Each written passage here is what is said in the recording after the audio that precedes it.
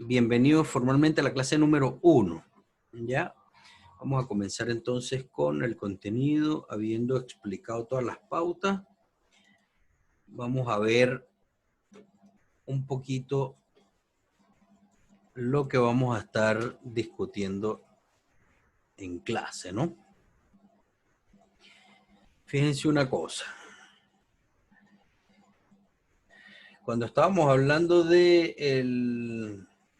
Vamos a copiar y abrirlo aquí, me sale mejor. Si le dan esta flechita, ya que es como una etiqueta que hay allí, se los abre en el...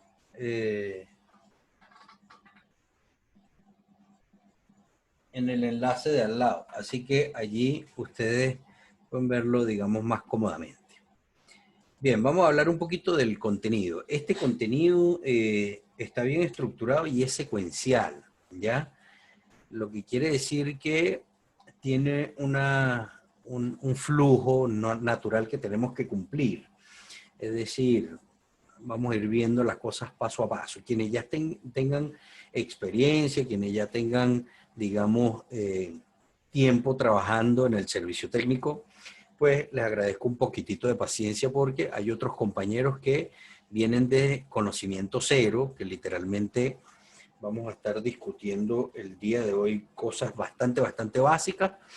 Y bueno, este curso básico está dirigido para ese tipo de personas, pues quienes quieren entrar de cero en el mundo del servicio técnico, quienes requieren una asesoría de qué es lo que hay que comprar, dónde lo vamos a comprar, cuáles son las recomendaciones, cuáles son el tipo de equipo, cuáles son las consideraciones básicas que nosotros debemos tener a la hora de seleccionar un instrumento, un equipo, una herramienta, etcétera.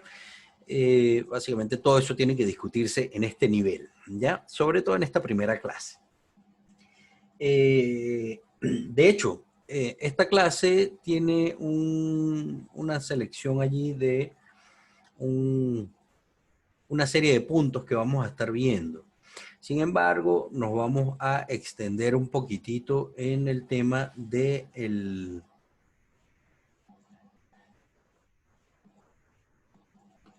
el tema de los equipos. ¿Ya? Los equipos, las herramientas, porque los equipos y las herramientas digamos, se adquieren prácticamente de forma secuencial. ¿Cómo de forma secuencial? Bueno, mira, nosotros el día de hoy vamos a estar viendo unos equipos que corresponden a la primera etapa, pero a medida que nosotros vayamos evolucionando en el campo del servicio técnico, nos vamos a ir dando cuenta que vamos a necesitar equipos diferentes. Y eso es básicamente lo que yo quiero, digamos, discutir. Este sí, aquí sí. Fíjense una cosa. Hablábamos en principio de presentación, ya lo hablábamos, equipamiento, costo, inversión y red de proveedores. Por ahí vamos a comenzar. Los equipos son como, digamos, como cualquier prenda que nosotros queramos comprar, ¿ya? Con cualquier zapatilla, cualquier pantalón, etcétera. Hay una gran cantidad de variedad, hay evidentemente una gran gama desde los más sencillos a unos más complejos. La gama de precios es enorme también. Así que los aspectos básicos que ustedes tienen que tener para comprar los equipos son lo que vamos a discutir aquí. ¿Cómo los vamos a comprar? Bueno, a medida que nosotros nos vayamos, digamos, introduciendo en el rubro, vamos a ver cómo poco a poco vamos a ir adquiriendo equipos. Fíjense una cosa, para comenzar, vamos a necesitar los equipos que vamos a discutir a continuación.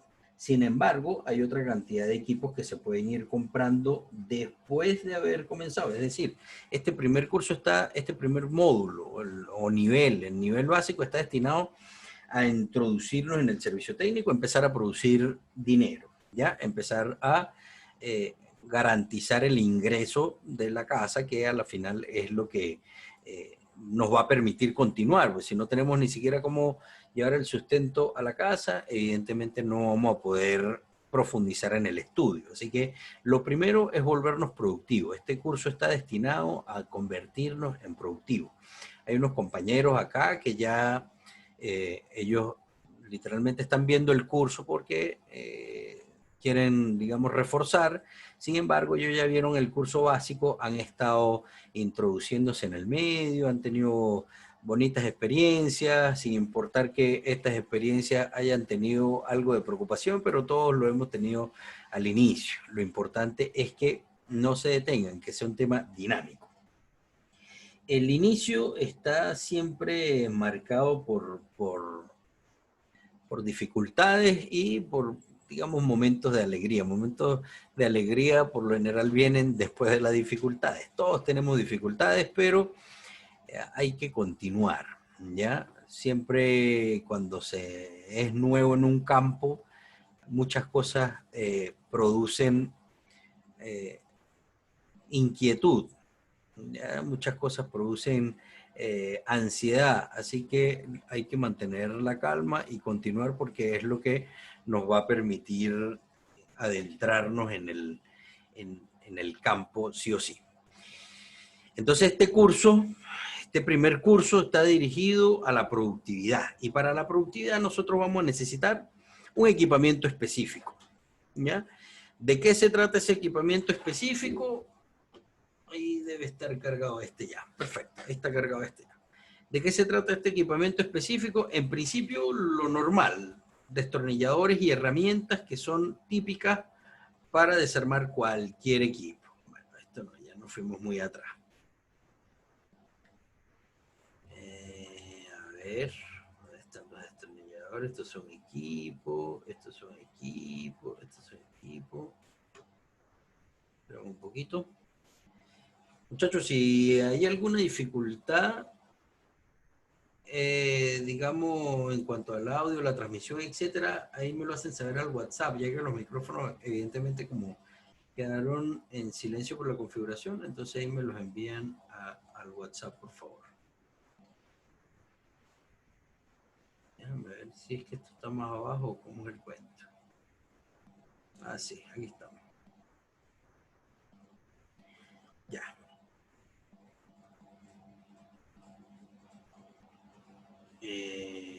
Bien, bueno, estos son los equipos. Ahorita vamos a hablar de las herramientas más adelante, las conseguiremos, pero hablemos de los equipos. Los equipos son sumamente variados, ¿ya? Vamos a necesitar, en principio, equipos de medición y también equipos de soldadura. Entre los equipos de medición, el más común es el multímetro. Este multímetro es la herramienta más importante de medición del laboratorio. Con este multímetro nosotros hacemos la medición de prácticamente todas las magnitudes físicas que se mueven dentro del teléfono. Voltaje, corriente, resistencia eléctrica, impedancia de tierra, podemos medir capacitancia, los que traen selección de capacitores, entre las más comunes, ¿no? Este es un instrumento que es sumamente útil y que lo vamos a estar utilizando en combinación con los otros instrumentos del laboratorio. ¿Qué tiene que tener este instrumento? Mire, si ustedes van a dedicar un presupuesto a la compra de sus equipos, créanme que este es el que menos requiere digamos, de ajuste en el presupuesto, o sea, al que menos le tienen que pichirrear. El multímetro es bastante importante. Lo que yo les recomiendo es que al menos tenga 4 cifras. Este tiene 3 cifras, vemos ahí 3 ceros, ¿ya? Debiera tener al menos 4 ceros. Son 4 cifras significativas. Esas 4 cifras significativas nos va a permitir medir tensiones y corrientes muy chicas. Entonces es muy importante que nosotros estemos en presencia de un multímetro que al menos tenga 4 cifras significativas, ¿ya? ¿Qué más tiene que tener el multímetro? Bueno, el multímetro tiene que tener, voy a acomodar la pizarra por aquí, el multímetro tiene que tener unas escalas básicas. No todos los multímetros son iguales, eso tienen que saberlo, ¿ya? Hay multímetros que vienen para uso automotriz, hay multímetros que vienen para uso en electrónica de potencia o electricidad, y digamos, las magnitudes varían, ¿ya? Tienen que tener un multímetro que tenga corriente directa, por lo general, en este caso lo ponen como en inglés, ¿ya? Ampere direct current, pero por lo general la medición de corriente o el amperaje, la medición de corriente directa viene marcada por una digamos, una línea recta y una línea punteada, ¿ya? Esto es una corriente que se genera a causa de un voltaje directo, eso lo vamos a ver en detalle. Entonces tiene que tener este símbolo, tiene que tener, por lo general, medición de voltaje directo, ¿ya? Esto es un voltaje que ocasiona una corriente como esta, esto es una fuerza realmente. También la vamos a ver en detalle, entonces tiene que tener medición de voltaje, medición de corriente, tiene que tener medición de resistencia eléctrica, este es el símbolo del ohmio, tiene que tener este símbolo que está acá, que es un símbolo que luce así, que es la escala de ohmios, ¿ya? La escala para medir los ohmios, que también la ocupamos en ocasiones para hacer otras mediciones, que se llaman impedancias a tierra, lo vamos a discutir más adelante también. Bueno, aquí mismo se puede medir la continuidad, así que si tiene ese, ya con ese podemos resolver.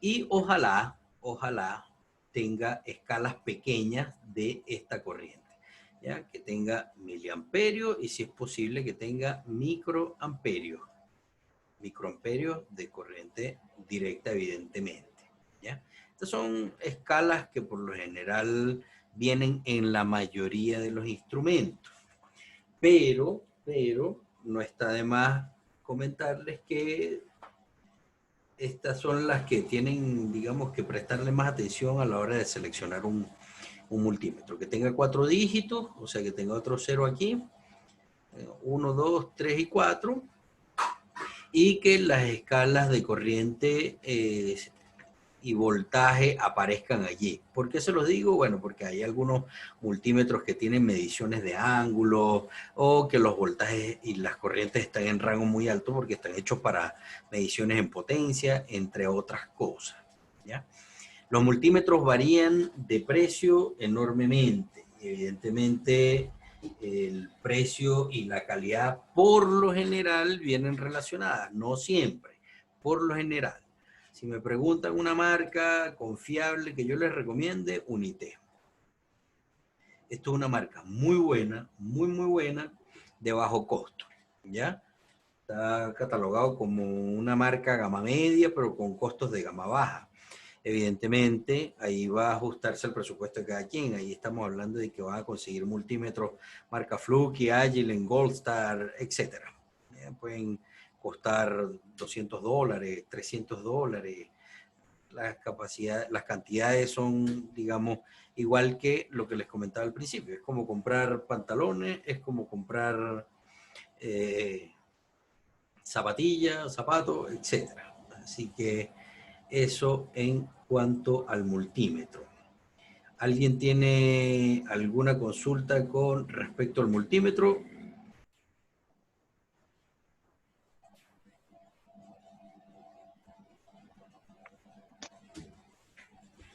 Bien, eso con respecto al multímetro. Aquí en el manual hay una explicación del multímetro más sencillo que hay. También sirve para hacer mediciones, así que quienes estén ajustados de presupuesto con un multímetro de gama baja puede medir sin ningún problema.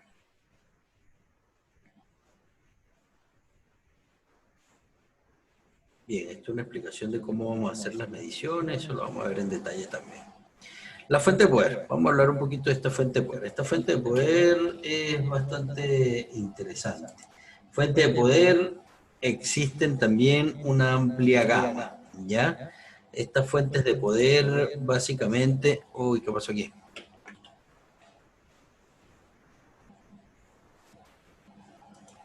Ya, estas fuentes de poder es igual que los multímetros, hay cualquier cantidad, así que nosotros tenemos que tener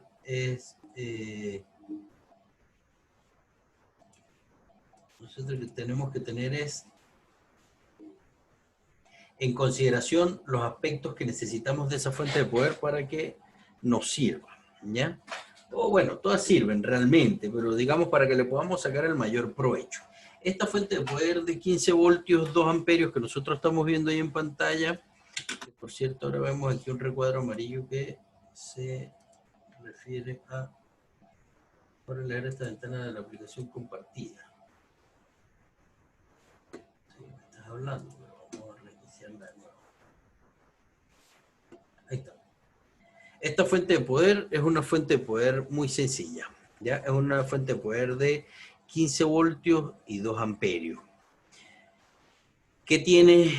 O sea, ¿cómo sabemos que hay 15 voltios y 2 amperios? Aquí está la indicación.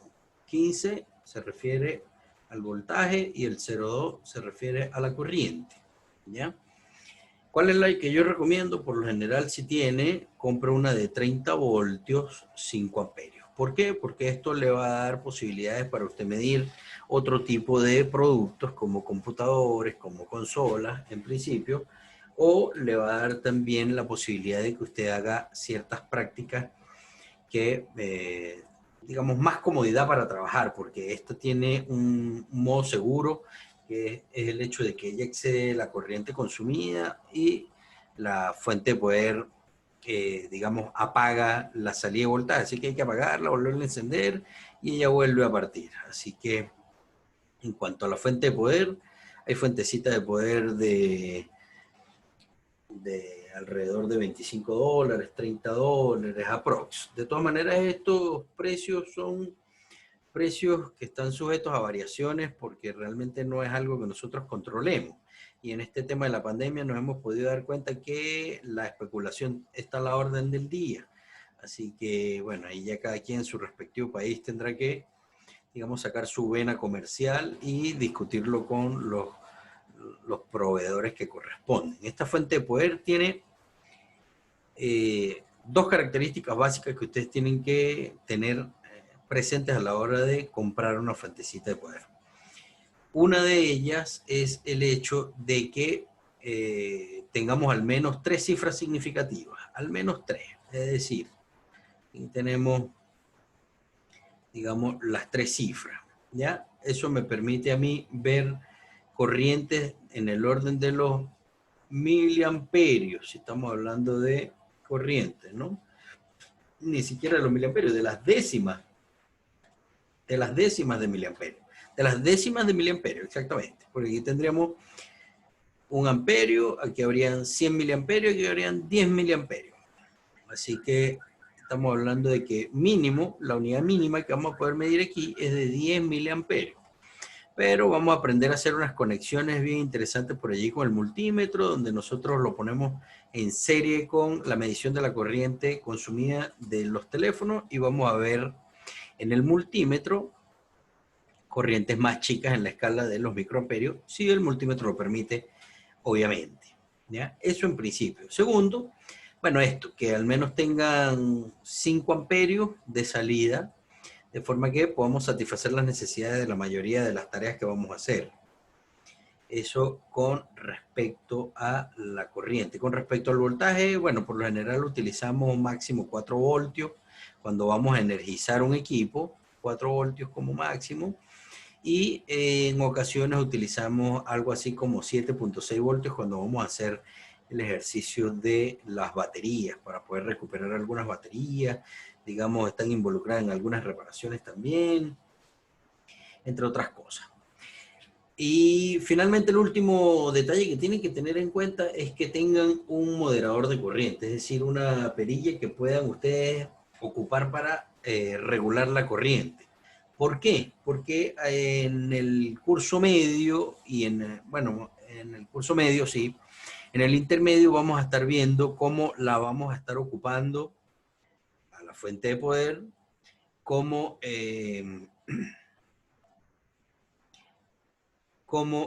otro tipo de instrumentos, ¿no? O sea, la vamos a utilizar para nosotros poder incorporar ciertas corrientes. ¿Sí? Vamos a incorporar ciertas corrientes en los circuitos y esas corrientes nos van a dar imagen o nos van a dar, digamos, información de cuál es el comportamiento de esos circuitos, ¿ya? Es decir, nosotros vamos a simular con esta fuente de poder las corrientes que tienen que ser proporcionadas por el mismo equipo. Es como sustituir el cauce natural de la corriente del equipo con corrientes que nosotros vamos a estar inyectando con esta fuente de poder, y allí vamos a poder estar haciendo diagnósticos más complejos. Para eso nosotros vamos a necesitar regular la corriente, ¿ya? Entonces, para poder regular la corriente nosotros necesitamos obviamente ¿qué? Una perilla de control.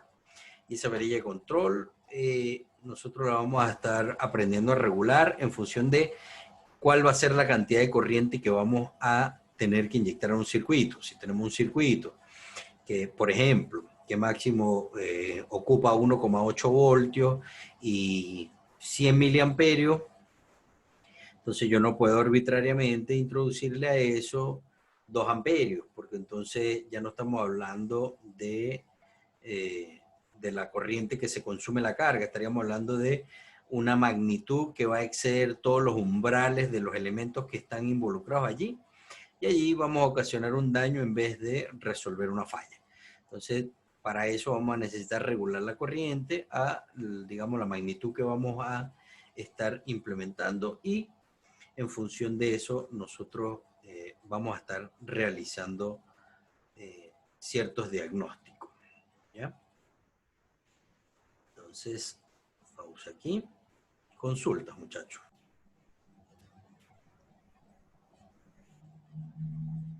Eso en cuanto a la fuente de poder. ¿Ya?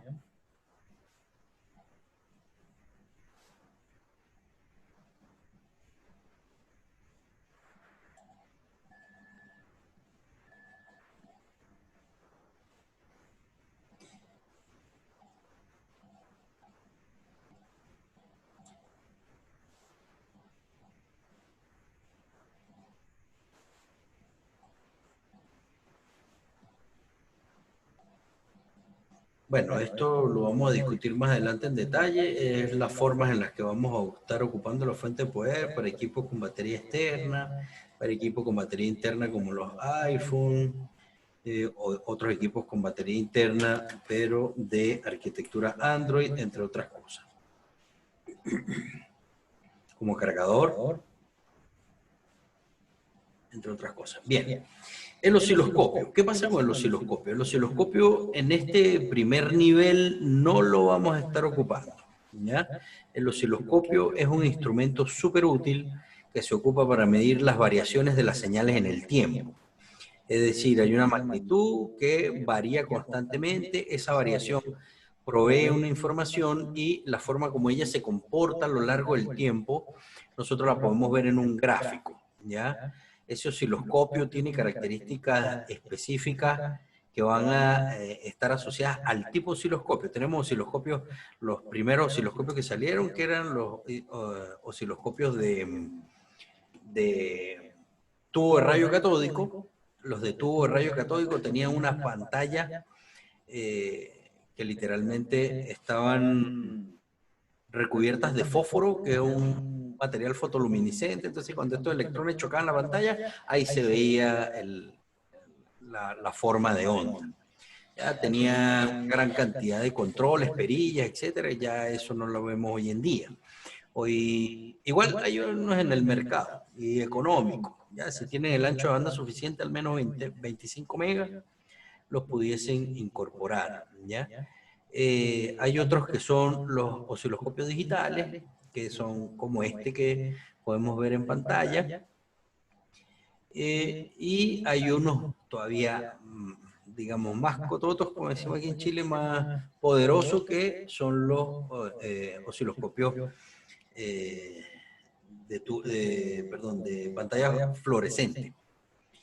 Ya son osciloscopios que tienen efectos de imagen, etcétera. Evidentemente, junto con esto viene la gama de todos los precios, ¿no? Un precio y obviamente los alcances. Este instrumento lo vamos a estar discutiendo en detalle en 2 semanas, que comenzamos el nivel intermedio. Pero para este punto, para este primer contacto, para este inicio, para esta introducción, para producir plata, no necesitamos el osciloscopio. Evidentemente, habrán algunas cosas que se escaparán de las manos, claro, pero son las menos, ¿ya? Esto es un rubro que nosotros podemos ir cumpliendo secuencialmente. En esta primera etapa vamos a poder abarcar el 90% de las reparaciones, los cambios de pantalla, las reparaciones de software, los problemas de audio, los problemas de cámara, los problemas, qué sé yo, de carga, batería, entre otras cosas. Y a medida que nosotros vayamos avanzando, nos vamos a ir dando cuenta de eso. Siempre van a haber algunas mediciones que van a requerir sí o sí el osciloscopio para poder hacer la medición. Ya, pero en ese caso, en ese primer inicio, ¿qué hacemos? Bueno, ya aquí debiera hacer una medición con el osciloscopio, pero no lo tengo. ¿Qué hago? Asumo que la medición del osciloscopio me dio mal, voy y reemplazo el componente. Es una forma de solventar. No es lo correcto sería haber medido antes, asegurarnos de que ese es el componente que está presentando la falla y seguir evidentemente con la secuencia de medición antes de realizar un reemplazo, ¿ya? Uno no reemplaza componentes a lo loco.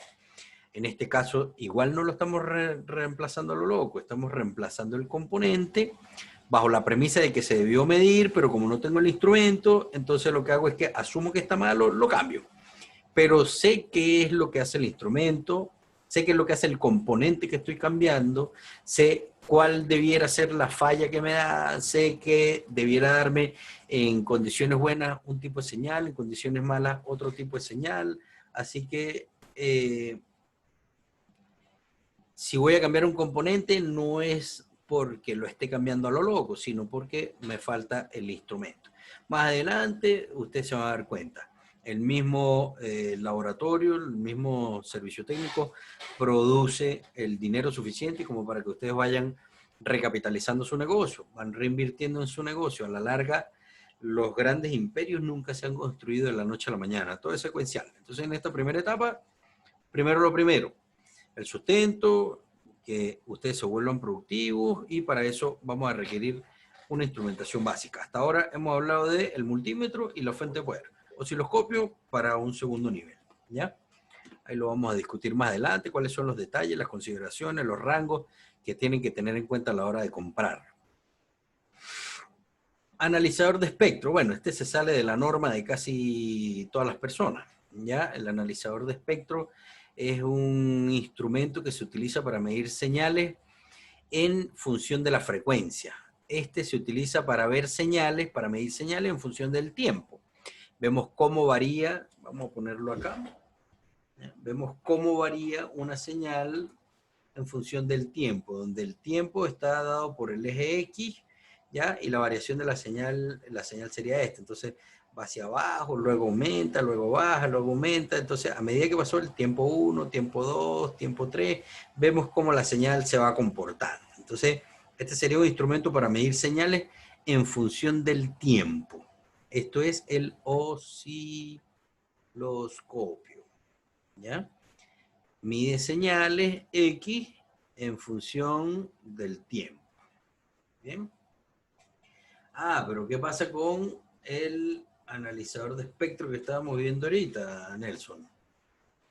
El analizador de espectro tiene otras funciones. Este mide una característica de la señal en función de la frecuencia, no del tiempo. Entonces aquí ya no estaríamos hablando, vamos a borrar todo aquí, borrar todos los dibujos, espectacular, aquí. Aquí nosotros vemos una señal que se ve diferente, es como una distorsión, como un punto y luego vuelve la distorsión y vemos como estas señales de aquí y de aquí prácticamente son simétricas, ¿ya? O sea que se parecen mucho, tienen prácticamente la misma forma. Nosotros vemos aquí y vemos aquí y esto es un espectro que se parece mucho a este.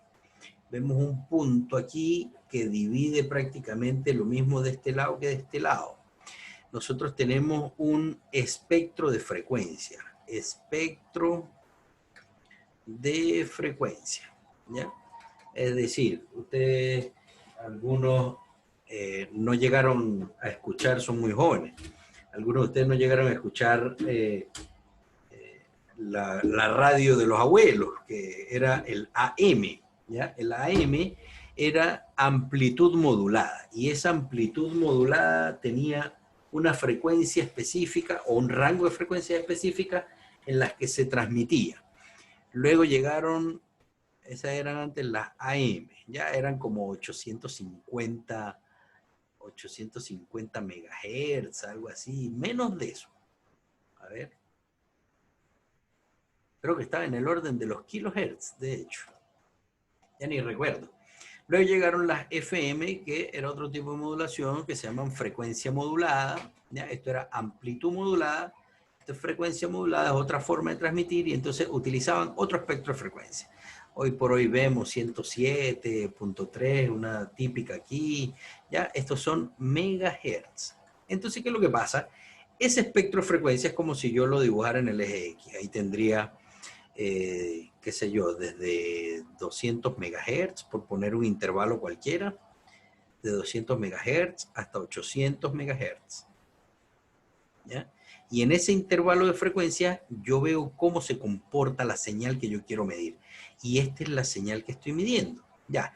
Y eso es en el eje X, Nelson, el espectro de frecuencia. Pero ¿qué se mide en el eje Y? O sea, esa variación hacia allá arriba, ¿qué es? Ahí estaríamos hablando de la potencia de la señal. Entonces, el analizador de espectro es un instrumento que se ocupa para medir la potencia de una señal en determinada frecuencia. Yo quiero saber para mi teléfono celular que transmite en 850 megahertz, ¿ya? Por decir una banda cualquiera. Quiero saber cómo está recibiendo, cómo está transmitiendo mi teléfono, y para eso yo necesito saber cuál es la potencia de entrada o la potencia de salida de esa señal, y yo vengo, pongo mi instrumento, regulo mi, vamos a borrar aquí para que se vea mejor, agarro mi instrumento y regulo aquí un intervalo entre 800, por decir algo, y 900, ¿ya? Porque dijimos que íbamos a medir 850. Así que 850 lo tendríamos como por aquí. Y en ese punto, si nosotros vemos, proyectamos el peak, es decir, conectamos el punto de máxima potencia en 850, entonces ya yo digo, ah, bacán, mi potencia de la señal en 850 es de tanto. ¿De tanto qué? Un número cualquiera que viene dado en decibeles por lo general, o un equivalente de los vatios, que son unidades de potencia. ¿Ya? Esto es ya nivel 4. Esto ni siquiera lo vamos a ver en este curso, aún con las 120 horas de clase que vamos a ver. ¿Por qué? Bueno, porque para esto nosotros tendríamos que entrar en una base sólida matemática, que son las transformadas rápidas de Fourier, Fast Fourier Transformate. Y es un tema que no va, créanme que no va a querer, no va a querer discutir. Ya es un tema donde vamos a tener que aprender a leer armónicas, a hacer algunas cuestiones matemáticas, y esto no se dicta por lo general porque no tiene efecto para el servicio técnico. Eso como primera dificultad. La segunda dificultad es que este instrumento, para llegar a medir los rangos de frecuencia que utilizan los equipos celulares, que van de los 800 megas hasta los 3 gigahertz, estamos hablando, ¿ya? Estaríamos hablando de que un instrumento para medir en este rango estaría costando sobre los 3 millones de pesos. 3 millones de pesos chilenos. 3 millones de pesos chilenos son algo así como $5.000. ¿Ah? 8 por 5, 40. No, como $4.000. Aprox. $4.000 no es una inversión que uno haga diario en un laboratorio de servicio técnico. Así que no tiene sentido. Pero es muy importante que sepan que este es el instrumento primordial para medir el comportamiento de la sección de radiofrecuencia de un teléfono. ¿Qué pasa, Nelson, si no podemos entonces medir la sección de radiofrecuencia? No, sí, utilizamos otro tipo de mediciones para sustituir esta, ¿ya? No nos va a dar tanta información, pero podemos llegar a la falla, y es lo que queremos. Así que eso con respecto al analizador de espectro. Ya saben que existe y ya saben para qué se ocupa, ¿ya? Y vamos a discutir aquí, finalmente antes de pasar a la, bueno, antes de entrar a la soldadura, quisiera saber si alguien tiene alguna consulta. Bien, soldadura. ¿Qué vamos a necesitar para soldadura? Esta es una de las cosas más, digamos,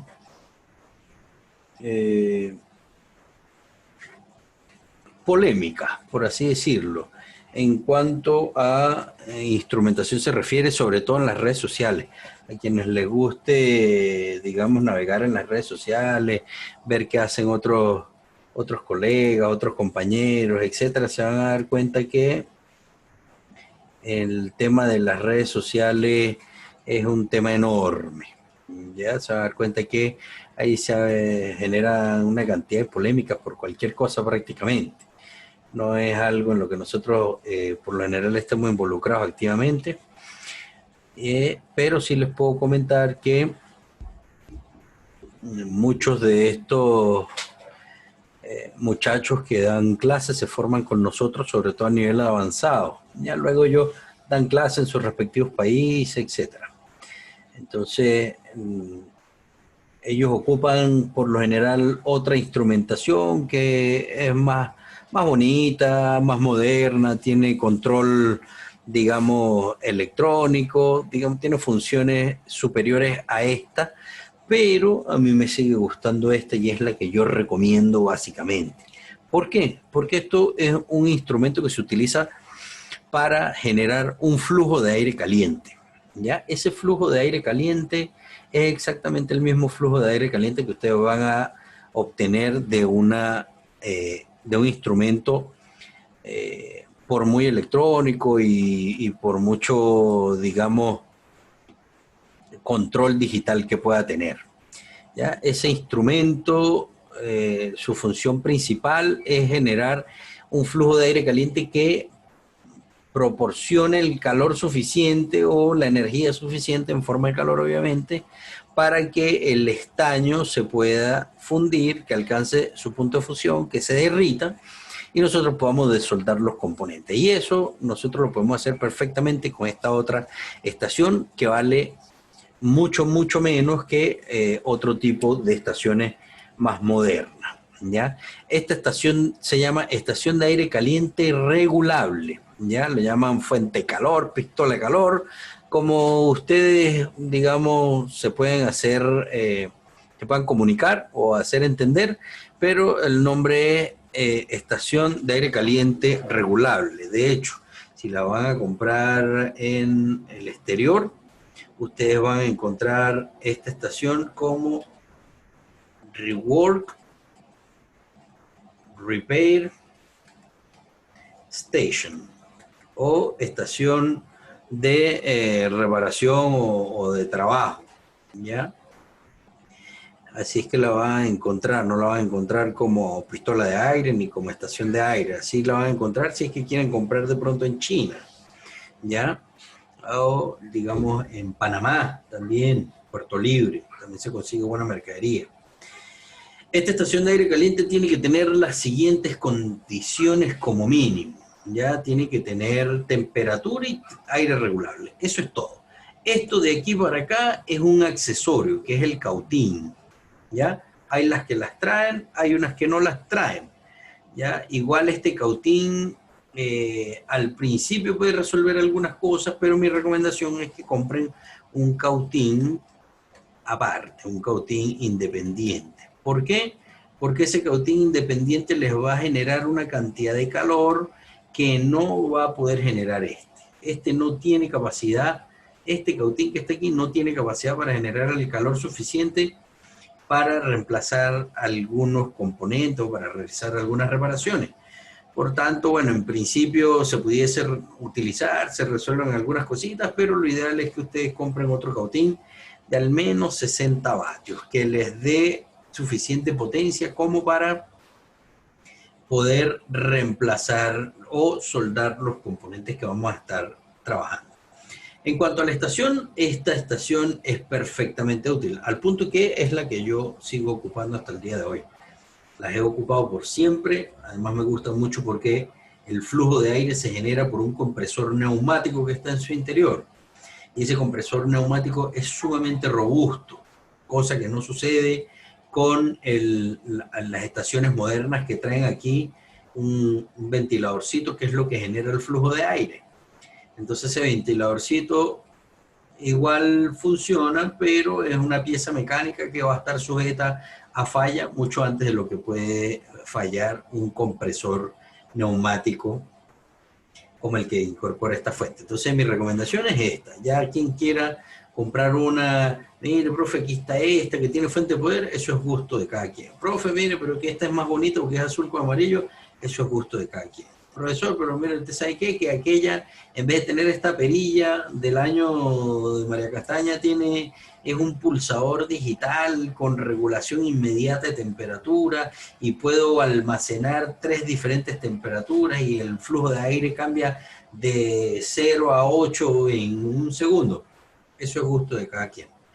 Esta cumple la función, es de bajo costo y es la que yo recomiendo. Primero, porque es un equilibrio interesante entre lo que cuesta y lo que hace, ¿ya? Entre calidad y precio. Segundo, porque es la más robusta que existe, tiene más durabilidad que cualquier otra estación. Y tercero, porque hace exactamente lo mismo que cualquier otra estación que usted pueda comprar. El punto que si usted compra otra y tiene lucas como para invertir 500,000 pesos chilenos, algo así como $400 en una estación de $400, muy probablemente tenga 50 lucas chilenas para comprar una de estas y hace la comparación y se va a dar cuenta que es exactamente lo mismo. Así que mi recomendación es no se enrede la vida, esa es mi recomendación, pero tiene libertad para comprar la que usted considere, sobre todo si hay el presupuesto para hacerlo. Tener equipos poderosos es muy bonito, eso le gusta a cualquier persona, a mí también me gusta, ¿ya? Pero en cuanto a lo que la estación se refiere, yo literalmente no cambio esta. La Vacu que he escuchado, que siempre he usado, ahí la pueden ver en cámara 4, es la misma que he utilizado prácticamente después de que salí de la pistola de calor Wheeler, que sí era una pistola hace como 20 años, como 15 en realidad. ¿Ya? Consulta, muchachos.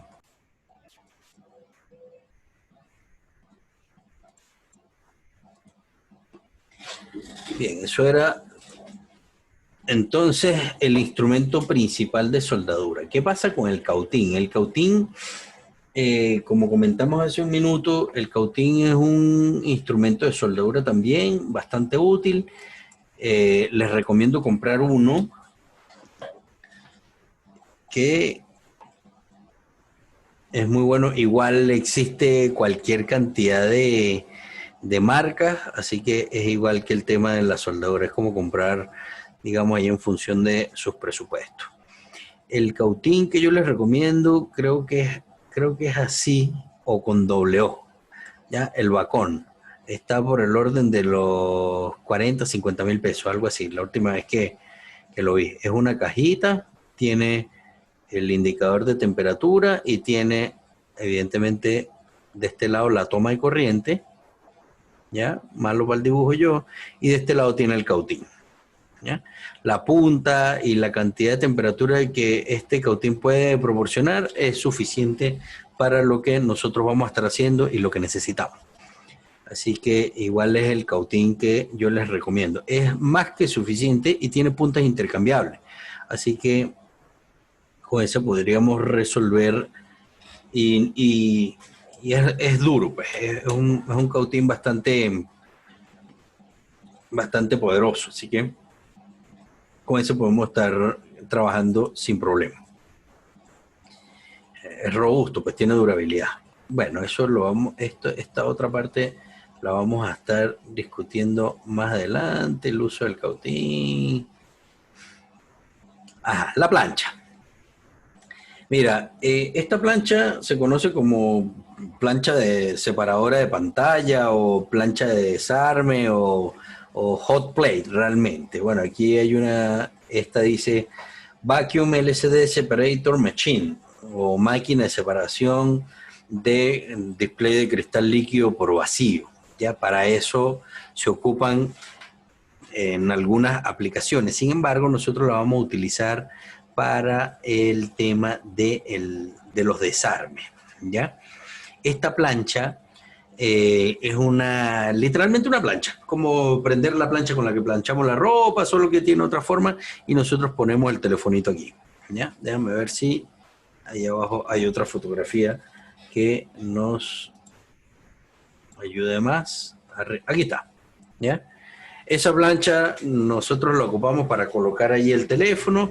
El teléfono va a calentarse dependiendo de la arquitectura que este tenga, por pantalla o por la tapa trasera. Ya nosotros colocamos aquí el telefonito, lo dejamos durante un tiempo a una temperatura específica y es la forma como nosotros vamos a estar implementando los desarmes en, en nuestro laboratorio, ya que básicamente es la función principal que ellas tienen. Aparte de eso, algunas personas la utilizan con un hilo para separar la pantalla del táctil. Eso también es válido si usted lo quiere hacer. Yo no lo recomiendo, porque básicamente es más la cantidad de tiempo y trabajo que se invierte allí que lo que se están ahorrando realmente en dejar de cambiar una pantalla y cambiar solamente el táctil. Así que mi recomendación siempre es cómprela, pero ocúpela para el tema del desarme. Y más adelante, cuando empecemos a ver el tema de los desarmes, nos vamos a dar cuenta cómo la vamos a utilizar, cómo vamos a configurar la temperatura, cuál va a ser el tiempo que le vamos a proporcionar, entre otras cosas. ¿Ya? A medida que vayamos evolucionando, vamos a ir viendo los 5 tipos, las 5 arquitecturas de desarme y vemos cómo ella realmente funciona dentro del laboratorio, sobre todo para lo que nosotros queremos que funcione, que es para el tema del desarme. Con estas arquitecturas nuevas, nosotros vamos a tener que constantemente hacer un calentamiento de las pantallas para poder desarmar los equipos, porque ya los tornillos vienen internos, así que para poder acceder a la electrónica vamos a terminar calentándolo. Bien, eso en cuanto a los equipos. Entonces, hasta ahora llevamos varios equipitos, ¿no? Llevamos el multímetro, llevamos la fuente de poder, que eran los 2 elementos principales de medición. Luego en soldadura vimos la estación de aire caliente, ahora estamos viendo la plancha. Entonces esos 4 instrumentos son elementales. Protección antiestática. Mira, la protección antiestática, en principio ustedes pueden ver una bata azul, esa misma bata azul que está ahí, bata, cotona, Bartola, sobre todo, dependiendo de la localidad donde usted viva, recibe otro nombre. Lo importante es que sea antiestática. Usted verá si la llama cotona, si la llama bata, como usted quiera, pero que sea de protección antiestática. Tienen una fibra o una tela que viene especial para este tipo de trabajo. ¿Para qué se utilizan estas batas? Para proteger el teléfono.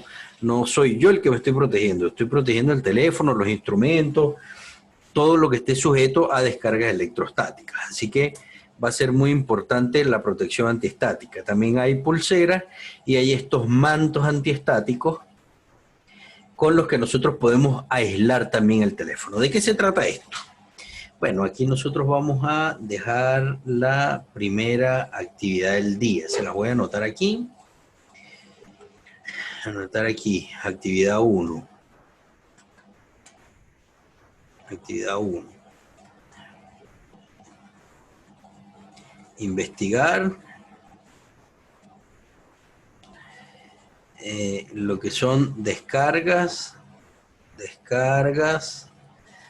electroestáticas. Descarga electrostática. Ya, esto básicamente lo va a conseguir parte aquí en el manual, se habla un poquito, pero en cualquier página de Google, sobre todo Wikipedia, para que no se compliquen tanto la vida, ahí van a conseguir lo que son las descargas electrostáticas. La descarga electrostática es el enemigo número uno que nosotros tenemos en el laboratorio, así que es muy importante que nosotros al menos tengamos el manto o el tapete, ¿ya? Y vamos a estar hablando también de unos guantes que pueden ser de neopreno.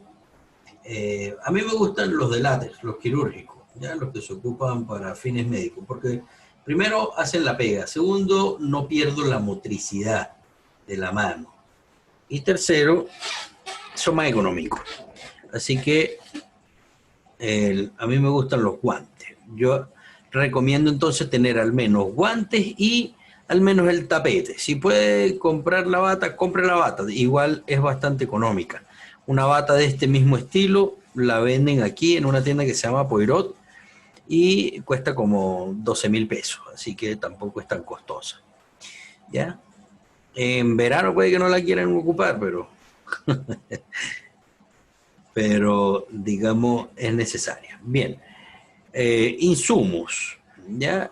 Entre los insumos vamos a estar hablando de varios químicos. Estos químicos son la pasta fundente, el flux, tanto en pasta como líquido, ¿ya? La finalidad que tienen cada uno de estos productos en el campo de la soldadura lo vamos a estar discutiendo, pero básicamente son químicos que nosotros vamos a estar introduciendo en las tarjetas de circuito impreso en el proceso de soldadura. Y ellos tienen sus funciones muy, muy específicas, ¿ya? El pegamento, ¿ya? Este es el pegamento que utilizamos para pegar las pantallas nuevas que vamos a instalar. Esto es un pegamento UV que utilizamos en el proceso de armado y desarmado, cuando si quieren. En principio vino para reconstruir pantallas, pero nosotros lo utilizamos para reconstrucción de placas, sobre todo por sus condiciones transparentes, así que a mí me gusta mucho también, aparte del verde. Esto es un removedor que lo vamos a sacar del manual porque no da resultado. Esto es el estaño. El estaño básicamente es la soldadura que nosotros ocupamos para mantener sujetos los componentes en la tarjeta. ¿Ya? El estaño viene de diversas marcas, de diversos espesores y viene de diversas temperaturas. En principio vamos a estar utilizando el básico, 0.2 milímetros de espesor en hilo, estaño en hilo, de 283 grados. Hay otros que vienen en pasta, traen temperaturas un poco más, digamos, bajas para poderse fundir y los vamos a estar viendo sobre todo en el nivel 2 cuando veamos un poquito de soldadura un poquito más compleja. Los solventes. Los solventes nosotros vamos a estar ocupando piroxilina. La piroxilina se conoce en otras partes como thinner, así como lo vemos aquí en la imagen. Aquí en Chile se conoce como diluyente Duco. Duco. ¿Ya? Aquí en Chile se conoce como diluyente Duco. Duco. ¿Ya? En otras partes se conoce como thinner. Thinner. Así que ahí cualquiera de los dos va a estar comprando exactamente lo mismo. Es un compuesto químico que se llama piroxilina. La piroxilina es un derivado del petróleo. Así que es el solvente que ocupamos ¿para qué? Lo ocupamos para hacer el servicio, el lavado de las tarjetas, para retirar el flux, para retirar la humedad, entre otras cosas. Así que la piroxilina es la que yo recomiendo. Profe, pero que el alcohol absoluto, que un profesor me dijo a mí que era alcohol absoluto. Bueno, si a usted le gusta el alcohol absoluto, ocupe el alcohol absoluto. Yo recomiendo el diluyente porque tiene características más abrasivas, es un poquito más, digamos, agresivo a la hora de retirar el excedente, sobre todo si es sulfato, ¿ya? Si es por humedad. Si es por humedad o si el equipo, digamos, se trabajó y tiene una gran cantidad de flux, yo le recomiendo el diluyente Duco o el thinner, ya que el alcohol es un solvente un poco más tenue, pues, más débil, es más noble, es la palabra correcta, ¿ya? Entonces, digamos, vas a esforzarte más en retirar. A la larga va a servir, sí va a servir, pero vas a ocupar más cantidad, es más costoso que el diluyente, además de eso, se acaba más rápido y vas a estar, digamos, maltratando más o forzando más la tarjeta a la hora de retirar flux o sulfato para poder, digamos, cumplir con el cometido. Así que bueno, ahí es cuestión de lo que le gusta a cada quien. Mi recomendación es lo que a nosotros nos ha funcionado en el paso del tiempo y es lo que recomendamos a la fecha. Es el diluyente Duco o el thinner. Esto es más viejo que el hilo negro. Bien, entonces hagamos una pausa aquí y vamos a las consultas, muchachos.